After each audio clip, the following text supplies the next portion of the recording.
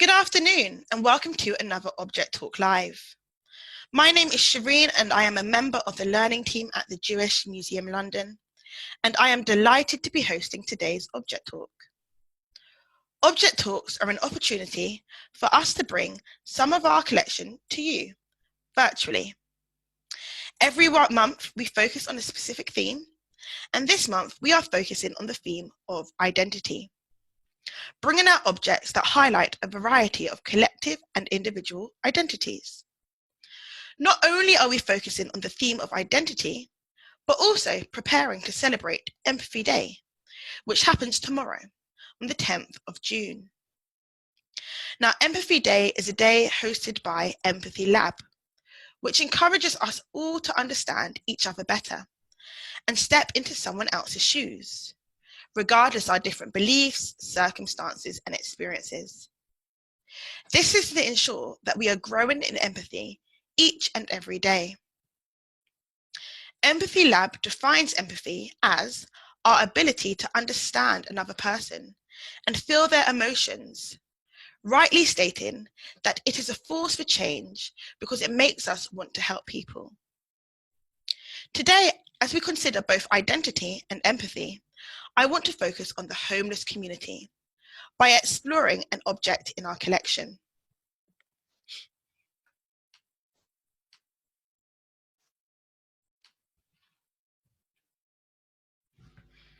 Now, this object is a pamphlet, The Plight of the Homeless, a Jewish Response, written by the Jewish Support for the Homeless Group, Rabbi Larry Tabik, Colin Bolker, and Steve Miller for the Reform Synagogues of Great Britain in 1989. Now, this object is a great example of the merge of identity and empathy, highlighting the Jewish collective identity as doers of social justice. Now, when we define social justice, we are thinking about the relation of balance between individual and society, measured by comparing distribution of wealth differences from personal liberties to fair privilege opportunities. Thus, social justice requires and centers empathy and compassion. Now, this pamphlet was created by the Jewish Support for the Homeless Group primarily, a group of Jewish students in their 20s and 30s who came together in common concern for the problem of homelessness and a belief that they must support those less fortunate. The group was officially launched in September 1989, and amongst many other activities, they also hosted a national homelessness event during the Festival of Sukkot. The Jewish Support for the Homelessness Group had three main aims at the time.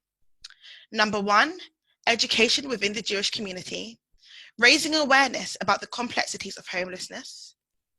Number two, facilitating voluntary opportunities to support the homeless. And number three, fundraising for well-known charities that support the homeless. And this pamphlet was part of their aim and was supported by the Reform Synagogues of Great Britain. This was the name given to the Reform Jewish movement in the UK until 2005, when it changed to Reform Judaism. Now, Reform Judaism is the second largest stream of Judaism in the UK. It defines itself as treasuring both Jewish tradition and Judaism's ability to evolve in response to the contemporary world. As with other streams, Reform Judaism puts social justice as part of its core. Now, this pamphlet emphasizes the importance of rousing the consciousness of humanity well. Not only does it detail the homeless crisis of the 1980s, but also gives us intricate action, resources, and suggestions to best extend compassion and empathy and support those who identify as homeless, many of which are equally applicable to today's society 30 years later. Let's take a closer look. Now, the pamphlet begins by highlighting the heart of Judaism for supporting those in need, stating that there should be no doubt in anyone's mind that Judaism has spoken of its concerns for the poor and underprivileged in society from its earliest years. It quotes verses from Exodus 22 and then Leviticus 19, 9 to 10, where it says, "You shall not pick your vineyards bare, nor collect the falling fruit of your vineyards. You shall leave them for the poor and the stranger." The pamphlet continues to provide biblical and Talmudic quotes supporting hospitality for travelers and how best to provide for the poor, before it breaks down what exactly homelessness is. Here it reiterates that homelessness does not just speak to those without physical shelter, but instead defines homelessness as being without a secure, permanent place of one's own. According to this pamphlet, during 1989, there were over 200,000 families who were declared homeless by local authorities, and over 23,000 of those were placed in temporary accommodation. It emphasizes that these statistics are only the tip of the iceberg, however, as many people did not register themselves officially as homeless, and even those that did were not always recognized by the council as so. Now, comparing these statistics to today, according to 2021 May's edition of Big Issue, 288,470 households were owed assistance from councils to prevent or relieve homelessness in 2019 to 20. According to the London-only Combined Homelessness and Information Network, CHAIN, 10,726 people were seen on the streets in London by outreach workers in 2019-2020. And the latest figures also show that 93,490 households were living in temporary accommodation between July and September 2020 alone, more than 4 times the amount of people during 1989, when this pamphlet was published. Now, looking back to the pamphlet of 1989, it continues to provide case studies, interviewing people who were homeless, including a 17-year-old boy and a couple facing eviction due to mortgage increases. Then the pamphlet moves on to a list of recommendations for practical actions for support of the homeless, recommendations that are equally applicable today.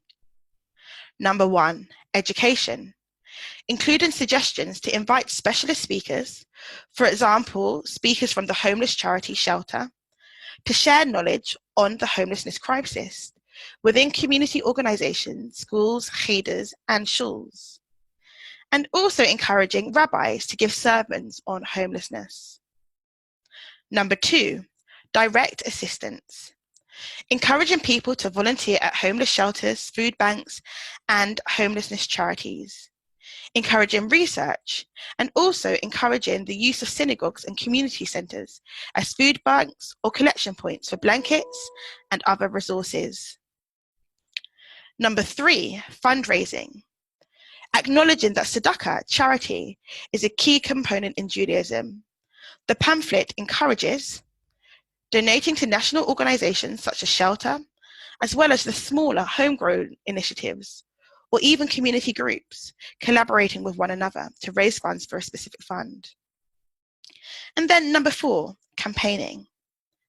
Here the brochure suggests that in order to achieve real long-term improvement to the homelessness crisis, it requires change in public attitudes, as well as in local and central government. For this reason, the authors of the pamphlet suggest doing campaign work, ideally linked to educational programs, perhaps in the form of writing a letter to your local MP, and understanding that this work should be well published. So there you go, 4 suggestions to support and extend empathy to the homeless: education, direct assistance, fundraising, and campaigning.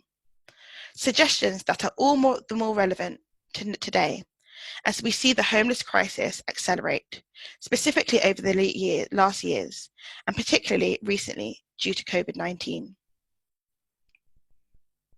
And then lastly, the pamphlet provides a list of address of organisations, charities, and community groups that focus on the support of the homeless.